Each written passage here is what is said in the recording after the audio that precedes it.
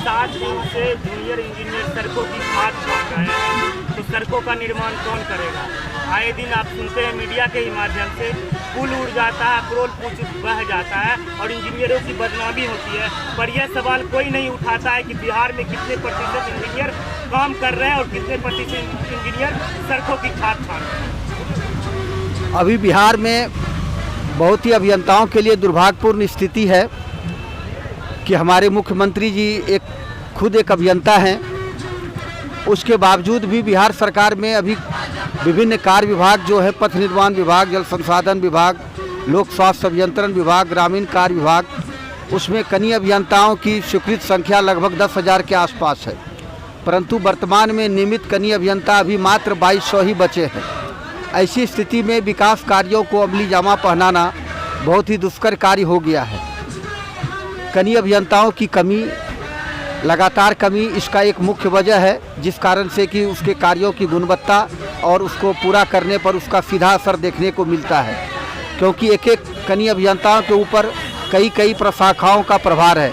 वो इसीलिए अपना ध्यान कंसंट्रेट हो करके कार्यों पर नहीं दे पाते हैं और इस बात की ज़रूरत है कि कनीय अभियंताओं की जितने भी रिक्त पद हैं उसको तुरंत से तुरंत भरने की। तुरंत से तुरंत किस तरह भरा जाएगा सर? एक मजाक कर दिया गया आप लोगों के साथ। रिजल्ट तो एक आया 3 साल के बाद, उसके बाद 2 दिन के लिए बोला जाता है आप लोगों की नियुक्ति पत्र दिया जाता है, विभाग बटा जाता है, उसके बाद ये घटिया सा मजाक 2 दिन बाद रिजल्ट को ट्वीट किया जाता है और बोला जाता है कि हम इसमें ठीक करेंगे। क्या ठीक कीजिए? आखिर गलती किसकी है? गलती किया विभाग, उन लोगों पर कार्रवाई होना चाहिए ना जो कि खराब रिजल्ट दिया, उनको बर्खास्त किया जाए। आपने रिजल्ट को क्यों किया? 6400 अभ्यर्थियों की सांसें अटक गई है। सबसे पहले तो मैं आपको बता दूं कि सबसे पहले कनीय अभियंताओं की पूर्व में बहाली बिहार लोक सेवा आयोग के माध्यम से होती थी। 2087-88 तक, 92-96 तक कनीय अभियंताओं की बहाली बिहार लोक सेवा आयोग के माध्यम से होती रही।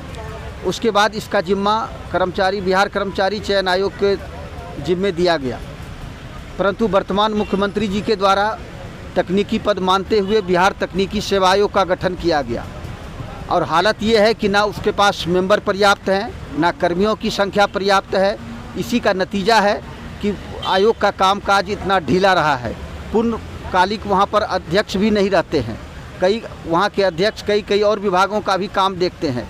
जब आयोग में पूर्णकालिक अध्यक्ष भी नहीं है, सफिशिएंट उसमें सदस्य नहीं है, उसमें अपेक्षित कर्मियों की संख्या नहीं है, तो आयोग के कार्यों पर प्रश्न चिन्ह उठना लाजमी है। इसीलिए कोई भी वैकेंसी बिना दुनिया भर का कोर्ट केस हुए नहीं निकलता है और कनीय अभियंताओं के साथ भी एक मजाक की तरह हो रहा है। जो वैकेंसी 2019 में निकाली गई उसका कब से ही उसका निष्पादन हो जाना चाहिए। उसके बाद कई वैकेंसियाँ निकली, चाहे नर्स की हो, डॉक्टरों की हो, अन्य पदों, तकनीकी पदों की हो, उसका निष्पादन हो चुका है, परंतु कनीय अभियंताओं की जो बहाली है उसको बिना वजह जानबूझ करके उसको मामले को लुंज पुंज करके उसको बहकाया जा रहा है ताकि रिजल्ट जल्द से जल्द प्रकाशित नहीं हो। परंतु आज हमारे साथी अजीज हो करके तंग आकर करके सड़क पर उतर गए हैं और धरना स्थल पर पधारे हैं। क्या लग रहा है इस आंदोलन से क्या आप लोग यहाँ से जीत करके ही जाइएगा कि आंदोलन आज 7वां दिन के बाद खत्म हो जाएगा? अवर अभियंता संघ, हम धरना स्थल पर जो हमारे अभियंता बंधु हैं उसके साथ है और मैं सरकार से मांग करता हूँ, आयोग के अध्यक्ष से मांग करता हूँ कि बहाली का तुरंत से तुरंत रिजल्ट प्रकाशित हो।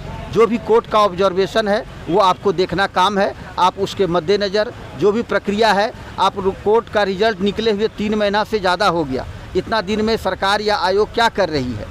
ये क्योंकि सरकार का फरमान रहता है कोई काम 24 घंटा के अंदर होना चाहिए।